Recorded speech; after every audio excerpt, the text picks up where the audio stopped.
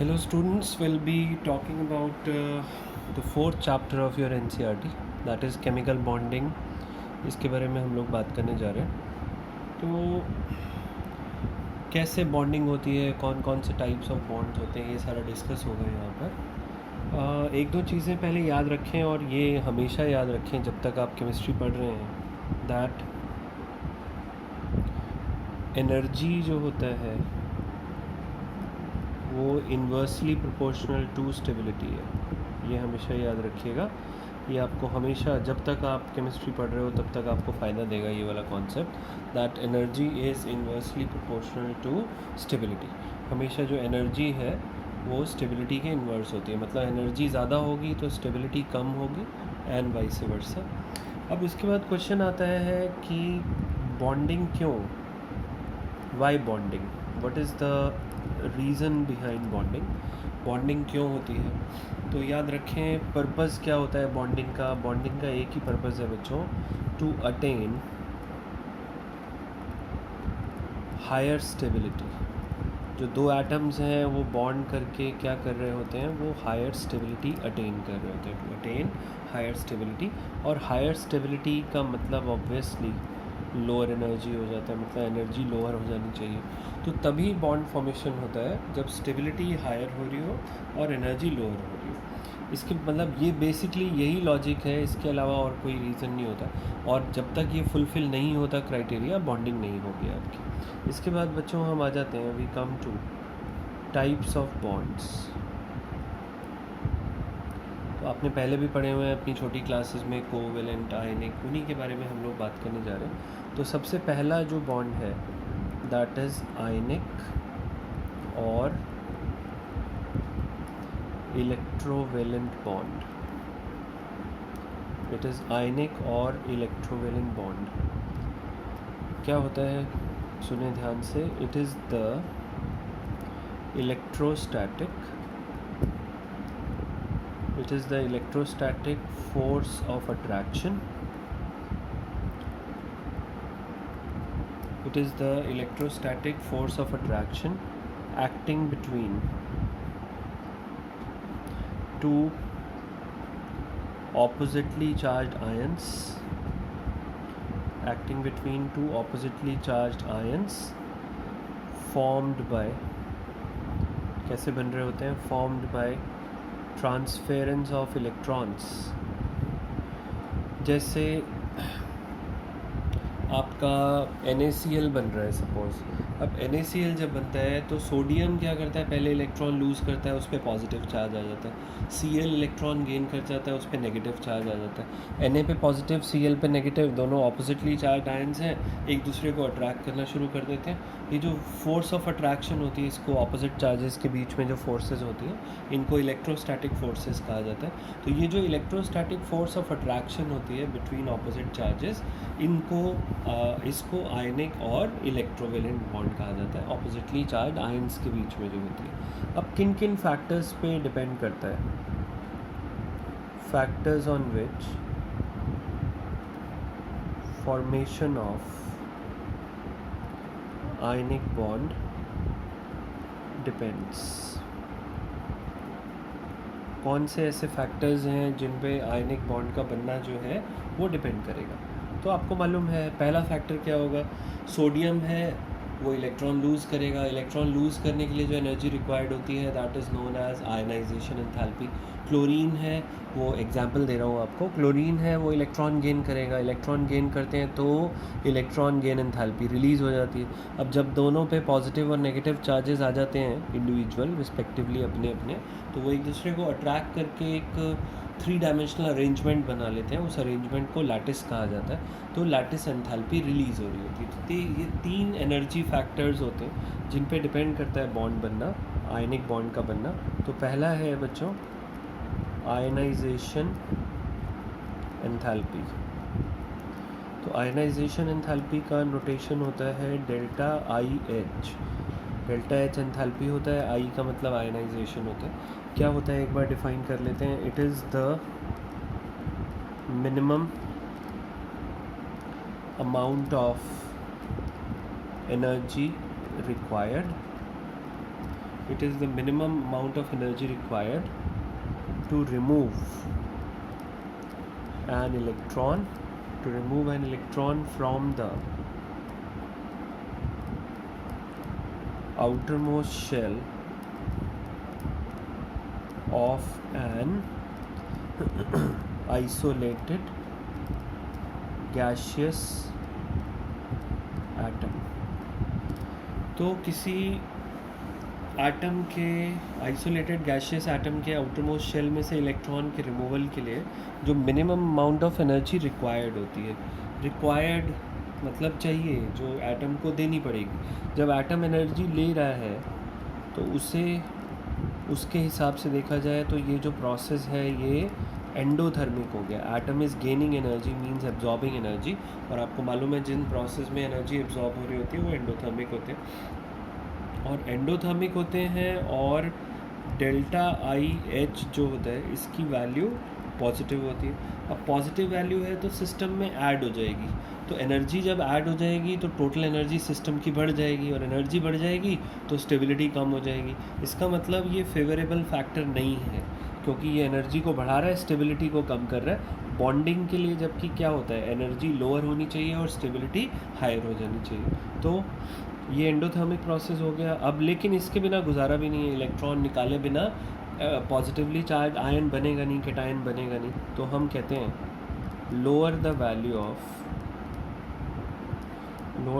Of I, मतलब ionisation enthalpy, higher are the chances of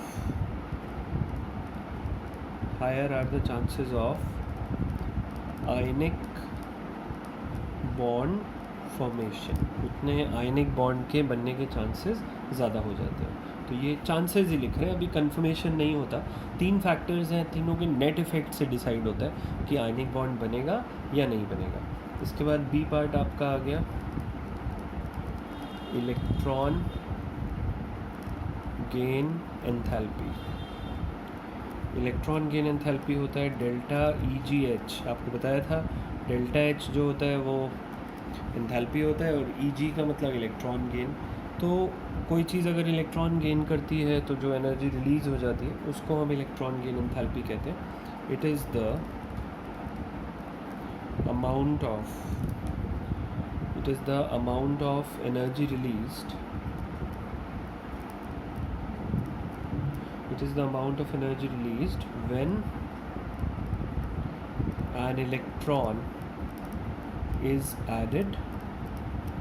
when an electron is added to the outermost shell of an isolated gaseous atom। तो यहाँ पे बच्चों जब कोई electron add होता है किसी आइसोलेटेड गैशियस एटम के आउटरमोस्ट शेल में, तो एनर्जी जो रिलीज़ हो रही होती है उसको कहा जाता है इलेक्ट्रॉन गेन एंथैल्पी। अब एनर्जी रिलीज़ हो रही है, इसका मतलब जो प्रोसेस है ये एक्सोथर्मिक है। एनर्जी जिस प्रोसेस में रिलीज़ हो जाती है वो एक्सोथर्मिक होता है, प्रोसेस इज एक्सोथर्मिक। और डेल्टा EGH की वैल्यू जो है वो नेगेटिव होगी। जब एनर्जी रिलीज़ हो रही है सिस्टम में से माइनस हो जाएगी तो सिस्टम की एनर्जी कम हो जाएगी, एनर्जी कम होगी तो स्टेबिलिटी बढ़ेगी। इसका मतलब ये फ़ायदेमंद प्रोसेस हुआ। ठीक है, तो अब हम क्या लिखेंगे यहाँ पे, higher the value of EGE electron gain enthalpy, higher are the chances of ionic bond formation,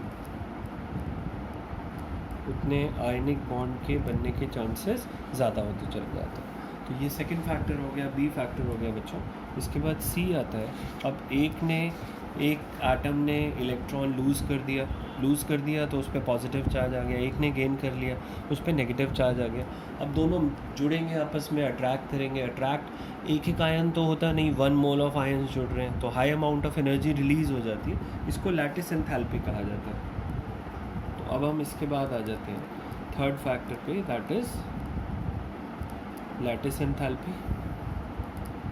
अब लैटिस एंथैल्पी पढ़ने से पहले हम लैटिस डिफाइन कर लेते हैं। All the ionic compounds are generally solid में ये लैटिस टर्म हमें सुनाई देती है। क्या होता है? It is a 3-dimensional arrangement, एक 3-dimensional अरेंजमेंट होता है of constituent particles. Constituent particles होते हैं जैसे आयंस, एटम्स और मॉलिक्यूल्स। तीनों टाइप के सॉलिड्स हो सकते हैं, आयनिक, एटॉमिक या मॉलिक्यूलर, तीनों टाइप के होते हैं। तो जो भी कॉन्स्टिट्यूएंट पार्टिकल्स हैं इन अ सॉलिड, उनका एक 3-dimensional अरेंजमेंट होता है in a solid which almost goes up to, जो ऑलमोस्ट जो है वो कहाँ तक जाता है? Which almost goes up to infinity. ये इन्फिनिटी तक जाता है, मतलब इतना लार्ज अरेंजमेंट है कि इन्फिनिटी तक जा रहा है। तो इसको लैटिस कहा जाता है बच्चों। तो ये हमने लैटिस डिफाइन किया। अब लैटिस एंथैल्पी क्या होता है? What do we mean by lattice enthalpy, वो यहाँ लिखने जा रहे हैं। तो देखिएगा लैटिस एंथैल्पी का मीनिंग क्या है। तो लैटिस एंथैल्पी होता है बच्चों अमाउंट ऑफ एनर्जी रिलीज्ड। ये भी रिलीज़ होती है जब दो ऑपोजिटली चार्ज आयंस अट्रैक्ट करेंगे तो हमेशा एनर्जी रिलीज होगी। It is the amount of energy released when one mole of oppositely charge ions, when one mole of oppositely charged ions attract each other,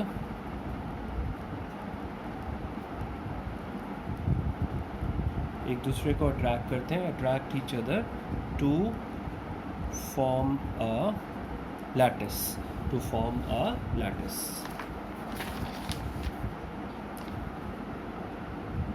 और वो लैटिस बना लेते हैं। तो जो भी एनर्जी रिलीज़ हो रही होती है यहाँ पे, that is known as lattice enthalpy. अब क्योंकि एनर्जी रिलीज़ हो रही है, इसका मतलब प्रोसेस जो है वो एक्सोथर्मिक है, that is an exothermic process. और प्रोसेस एक्सोथर्मिक है तो इसका मतलब जो लैटिस एंथैल्पी है इसकी वैल्यू नेगेटिव होगी। अब नेगेटिव है तो मतलब सिस्टम की एनर्जी कम हो जाएगी, रिलीज़ हो जाएगी जब एनर्जी, तो इसीलिए फेवरेबल प्रोसेस है। तो हम कहते हैं higher the value of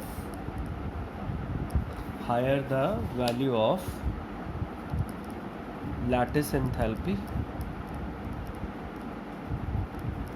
higher are the chances of bond formation, उतने बॉन्ड फॉर्मेशन के चांसेस जो है वो ज़्यादा होते चले जाते हैं। Higher are the chances of bond formation. अब देखिए तीनों फैक्टर्स हमने पढ़े, लेकिन तीनों जगह हमने चांसेस ही लिखा, ये कहीं पे भी नहीं लिखा कि पक्का बॉन्ड बनेगा नहीं बनेगा, क्योंकि हमेशा जो बॉन्ड बनने का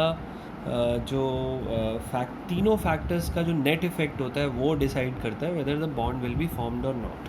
अब जैसे हम NaCl का एग्जांपल ले लेते हैं, पहले एक सोडियम और एक क्लोरीन अलग अलग पड़े हुए हैं, दोनों अभी आपस में बॉन्ड नहीं बना, ये मैं बीच में दीवार बना देता हूँ, ये दोनों अलग थलग है, आइसोलेटेड हैं, अभी इनके बीच में कोई बॉन्ड नहीं बना हुआ, और दोनों की एनर्जी मिला के टोटल एनर्जी जो है सिस्टम की वो x किलो जूल है। अब क्या हुआ कि सोडियम ने इलेक्ट्रॉन लूज़ कर दिया, तो सोडियम ने इलेक्ट्रॉन लूज़ किया तो आयनाइजेशन एंथैल्पी लगी।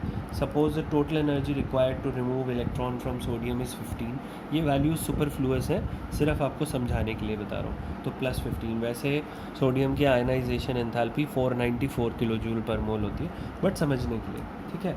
इसके बाद सोडियम ने लूज़ कर दिया इलेक्ट्रॉन, तो क्लोरीन ने गेन किया, तो electron gain enthalpy of chlorine जो है वो सपोज -9 किलो जूल है। इसके बाद इसने इलेक्ट्रॉन लूज़ किया, पॉजिटिवली चार्ज हो गया, इसने गेन कर लिया, नेगेटिवली चार्ज हो गया, अब दोनों ने लैटिस बना लिया, तो लैटिस एंथैल्पी ऑफ NaCl जो है वो सपोज -10 किलो जूल है। तो अब देखते हैं नेट चेंज क्या आया। पहले x थी, यहाँ ये प्रोसेस होने के बाद x+15 हो जाएगी, ऐड हो गई एनर्जी। ये प्रोसेस होने के बाद x+6 हो जाएगी, और ये प्रोसेस होने के बाद x-4 हो जाएगी। इसका मतलब तीनों प्रोसेस होने के बाद आपके सिस्टम की जो एनर्जी है वो x-4 किलो जूल हो गई। तो इनिशियली x किलो जूल थी, अब x-4 किलो जूल हो गई। तो एनर्जी पहले से कम हो गई, इसका मतलब स्टेबिलिटी बढ़ गई और ये बॉन्ड बन जाएगा। अगर ये जो चेंज है, ये -4 जो आ रहा है, ये 0 आ गया, मतलब x थी x ही रह गया, या पॉजिटिव आ गया, तो उस केस में बॉन्ड फॉर्मेशन नहीं होगा। हर हालत में सिस्टम की एनर्जी जो है वो इस पे ही डिपेंड करती है, that the net change should be negative, मतलब सिस्टम की एनर्जी पहले से कम हो जानी चाहिए, तभी उसकी स्टेबिलिटी बढ़ेगी और आयनिक बॉन्ड जो है वो फॉर्म होगा। तो इसका मतलब ये क्लियर हो गया that formation of ionic bond is dependent upon the net effect of above 3 factors। जो ये तीनों फैक्टर्स हमने पढ़े, इन पे डिपेंड करता है। तो ये आपका this is your ionic bond, ठीक है जी। तो ये पहला बॉन्ड हो गया बच्चों। अब इसके बाद हम आ जाते हैं सेकंड बॉन्डिंग जो है type, that is covalent bond. जानते हो, आप लोगों ने पढ़ा हुआ है, कोवेलेंट बॉन्ड जो होता है वो क्या होता है? It is formed by the mutual sharing of electrons. Sharing से बन रहा होता है बिटवीन 2 एटम्स, 2 एटम्स के बीच में इलेक्ट्रॉन्स की शेयरिंग होती है, उससे बनता है। अब जैसे एग्जांपल देखते हैं कुछ, हाइड्रोजन के पास एक इलेक्ट्रॉन है, दूसरे के पास एक इलेक्ट्रॉन है। लुईस डॉट स्ट्रक्चर्स कहते हो, जो आपने पहले भी बनाए हुए हैं। दोनों एक एक इलेक्ट्रॉन अपना शेयरिंग में डालते हैं, दोनों में शेयरिंग हो जाती है एक एक इलेक्ट्रॉन की, दोनों का ड्यूप्लेट पूरा हो जाता है। हाइड्रोजन हमेशा अपना ड्यूप्लेट पूरा करता है, और क्योंकि एक एक इलेक्ट्रॉन की शेयरिंग हो रही है तो H सिंगल बॉन्ड H हो गया। अब ऑक्सीजन पे आ जाओ, ऑक्सीजन के पास 6 इलेक्ट्रॉन्स होते हैं, तो 2 इलेक्ट्रॉन्स शॉर्ट हो गया ऑक्टेट से, दूसरे के पास भी 6 ही होते हैं। O2 बॉन्ड बनाने जा रहे हैं, तो ये 2 इलेक्ट्रॉन्स की शेयरिंग कर लेते हैं इस बार, और दोनों अपना ऑक्टेट कंप्लीट कर लेते हैं। Because 2 electrons each are being shared, so there will be a double bond between 2 oxygens. इसी तरह N की बात करें, N के पास 5 इलेक्ट्रॉन्स होते हैं, 1 2 3 4 5, और दूसरा N है, इसके पास भी 5 इलेक्ट्रॉन्स होते हैं। ये हो गया, तो ये 3 इलेक्ट्रॉन शेयर कर लेते हैं दोनों, तो 3 शेयर करके यहाँ पे एक ट्रिपल बॉन्ड बन जाता है, ठीक है। अब ये जो बच्चों हमने सारे मॉलिक्यूल्स पढ़े, these are homoatomic diatomic molecules, these are homoatomic diatomic molecules. Homoatomic diatomic का मतलब जिनमें 2 एटम्स हैं, और होमोएटॉमिक का मतलब दोनों एटम सेम है। अब पॉलीएटॉमिक पढ़ते हैं। पॉलीएटॉमिक मतलब जिनकी एटॉमिसिटी 2 या 3 से ज़्यादा होती है, जैसे अमोनिया। अमोनिया में नाइट्रोजन के पास we have it has 5 electrons, 1 2 3 4 5, और ये 3 जो है वो हाइड्रोजन के साथ शेयर कर लेता है, 3 हाइड्रोजन्स के साथ। हाइड्रोजन्स का ड्यूप्लेट पूरा हो जाता है, ये हो गया। और आपका जो नाइट्रोजन है वो अपना क्या कंप्लीट कर लेता है? It completes it's octet. तो यहाँ पे 3 जगह सिंगल बॉन्ड बन जाता है, और ये रहा आपका बॉन्डिंग, आप ऐसे दिखा देते हो, ठीक है। लेकिन यहाँ पे एक चीज़ और भी आपको बताऊँगा। एक तो आपको ये पता होना चाहिए कि N यहाँ पे जो है, कुछ टर्म्स से फेमिलियराइज होंगे। N is known as central atom, N जो है वो सेंट्रल एटम कहलाता है। इसके बाद H जो है वो सराउंडिंग एटम्स कहलाते हैं, और साथ साथ जो सेंट्रल एटम होता है जो कि नाइट्रोजन है, उसमें हम इलेक्ट्रॉन पेयर्स को भी नेम करते हैं, जो ये शेयरिंग में पार्टिसिपेट कर रहे हैं। 1 2 3 ये कहलाते हैं बॉन्ड पेयर्स, और ये जो इलेक्ट्रॉन पेयर शेयरिंग में बॉन्डिंग में पार्टिसिपेट नहीं कर रहा है, इसको लोन पेयर कहा जाता है। तो ये कहा जाता है कि नाइट्रोजन जो NH3 में है, इट हैज़ 3 बॉन्ड पेयर्स को शॉर्ट में मैं BPs लिख रहा हूँ, और 1 लोन पेयर होता है इसके पास, ठीक है जी। चलिए नेक्स्ट क्लास में आगे, नेक्स्ट लेक्चर में आगे देखेंगे, नेक्स्ट वीडियो में। Bye bye.